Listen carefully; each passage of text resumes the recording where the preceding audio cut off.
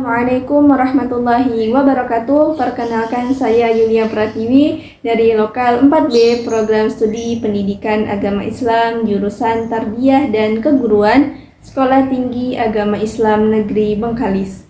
Di sini saya akan mempresentasikan analisis saya terhadap sebuah jurnal karya Pak Wan Muhammad Farid, Pak Muhajir Darwis, dan Ibu Aisyah Nur Amini dengan judul jurnal Pendidikan Islam Perspektif Thaha Hussein dalam Kitab Mustaqbal Ats-Tsaqafah fi Misr. Untuk memenuhi tugas mata kuliah Pemikiran Pendidikan Islam dengan dosen pengampu Ibu Ika Kurnia Sofiani, STHI, MPDI. Merupakan cendekiawan yang tunanetra sejak kecil, namun banyak melakukan perubahan signifikan pada bidang pendidikan di Mesir. Jabatan sebagai Menteri Pendidikan yang diamanahkan kepadanya dimanfaatkannya untuk melakukan perubahan pendidikan yang sebetulnya telah kehilangan relevansi dengan zaman, memperlambat pembangunan dan sumber daya manusia, dan juga memperpanjang dominasi asing terhadap kemerdekaan negara Mesir. Thaha Hussein menggratiskan pendidikan, melakukan perubahan kurikulum, metode, dan menampilkan pendidikan di Mesir yang lebih humanis dan modern dibandingkan sebelumnya. Pokok yang ditekankan Thaha Hussein dalam kitab Mustaqbal Ats-Tsaqafah fi Misr adalah sebagai berikut. Yang pertama, mendesak negara untuk memberi perhatian penuh terhadap pendidikan. Negara mempunyai tanggung jawab mencetak akal rakyat agar relevan dengan kebutuhan Mesir.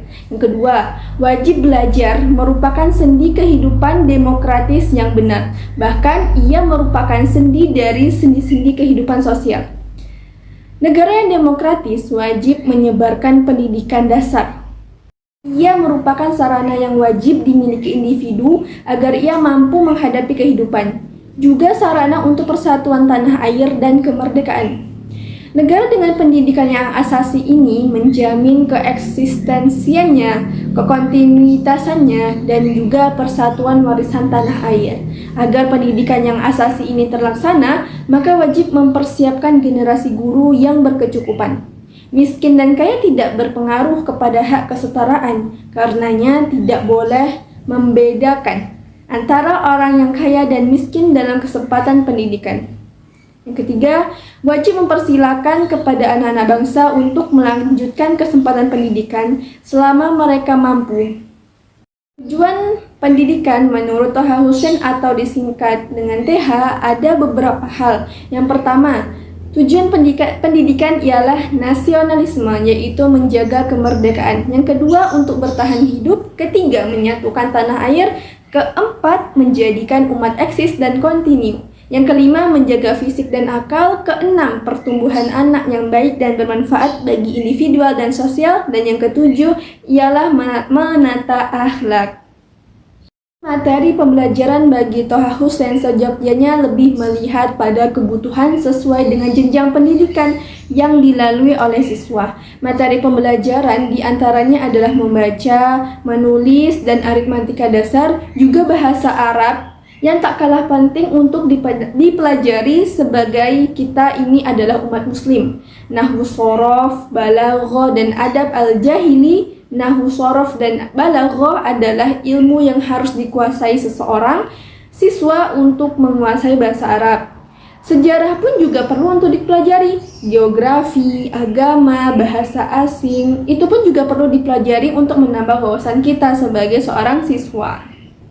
Pembelajaran kontemporer dan metode membaca bebas merupakan dua metode yang ditawarkan oleh Thaha Hussein dalam pembelajaran. Dalam hal ini, Thaha Hussein melihat bahwa fenomena yang terjadi selama ini di dunia pendidikan adalah evaluasi atau ujian yang sangat mengharapkan nilai yang sangat tinggi karena ia merupakan tuntutan dari kedua orang tua dan sekolah, sehingga secara tidak sadar menjadikan nilai sebagai tujuan dari pendidikan. Konsekuensinya apa? Yaitu ketika anak sekolah hanya mengharapkan nilai, proses untuk mendapatkan ilmu diabaikan. Bahkan tingkat stresan meningkat drastis. Ujian merupakan bidang yang menakutkan. Ini terdapat 5 solusi yang ditawarkan oleh Tohausen dalam evaluasi, yaitu terlebih dahulu melihat potensi siswa, kemudian menerima keluh kesah siswa dalam pembelajaran, melihat kemampuan siswa. Jika mereka gagal dalam ujian, mereka bisa mengulang ataupun istilah remedial ujian pada tahun yang sama dan menurunkan standar nilai kelulusan.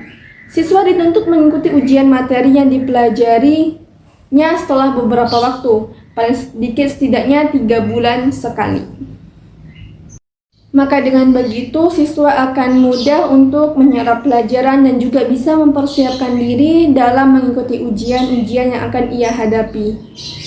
Di presentasi saya, maka kita sebagai generasi penerus sudah sepatutnya mempelajari pemikiran tokoh-tokoh terdahulu untuk bisa diambil ibroh dalam menghadapi problematika pendidikan pada zaman sekarang ini.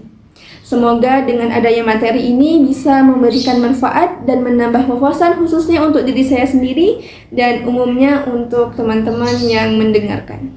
Saya Yulia Pratiwi. Terima kasih dan wassalamualaikum warahmatullahi wabarakatuh.